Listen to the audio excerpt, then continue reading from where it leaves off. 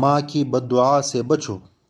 مولانا عبدالشکور دمپوری رحمہ اللہ فرماتے ہیں کہ میں گوجرانوالا میں تھا، ایک بندہ آیا جس کے پاؤں میں کیڑے پڑ گئے تھے۔ میں نے سمجھا کہ کوئی بیکاری ہوگا، میں جلدی میں تھا تو آگے بڑھ گیا۔ اس نے پیچھے سے آواز دی کہ مولانا صاحب ذرا رکو، آپ سے ایک بات کرنی ہے۔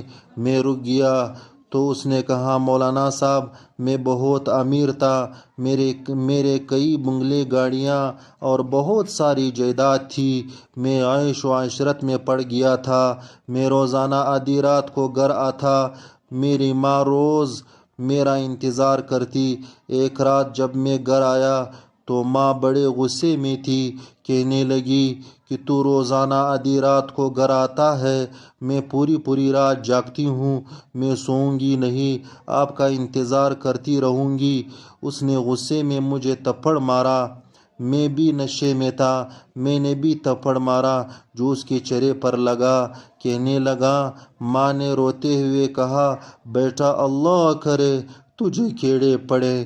کچھ عرصہ بعد ماں فوت ہو گئی۔ ایک دن میرے پاؤں میں دانہ نکل آیا، میں نے بہت علاج کیا لیکن کوئی فرق نہ پڑا۔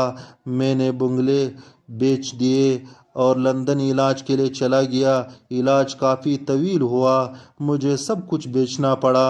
ڈاکٹروں نے بہت کوشش کی لیکن کوئی فائدہ نہیں ہوا۔ آخر ڈاکٹروں نے جواب دیا کہ یہ بیماری لا علاج ہے، اس کا کوئی علاج نہیں۔ میں واپس پاکستان آ گیا۔ آج میرے پاس کھانے کے لیے کچھ نہیں، پاؤں میں کیڑے پڑے ہیں جس کا کوئی علاج نہیں۔ مجھے ماں کی بددعا لگی ہے، آپ میرے لیے دعا کریں کہ اللہ مجھے صحت دے دے۔ آپ نبی کریم صلی اللہ علیہ وسلم کے وارث ہیں، شاید اللہ آپ کی دعا قبول کرے۔ مولانا صاحب کہتے ہیں کہ میں نے کہا بیٹا جس کو ماں کی بددعا لگی ہو وہ پھر کبھی ٹھیک نہیں ہو سکتا۔ یہ واقعہ سن کر میں لرز اٹھا، ماں کے ساتھ میرا اپنا سلوک کیسا ہے؟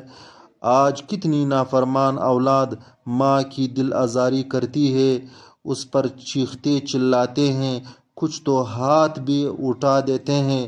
ماں کی بددعا سے بچو، اللہ کی قسم اگر ماں کی بددعا لگی تو ساری زندگی ذلیل و خوار پھرتے رہو گے۔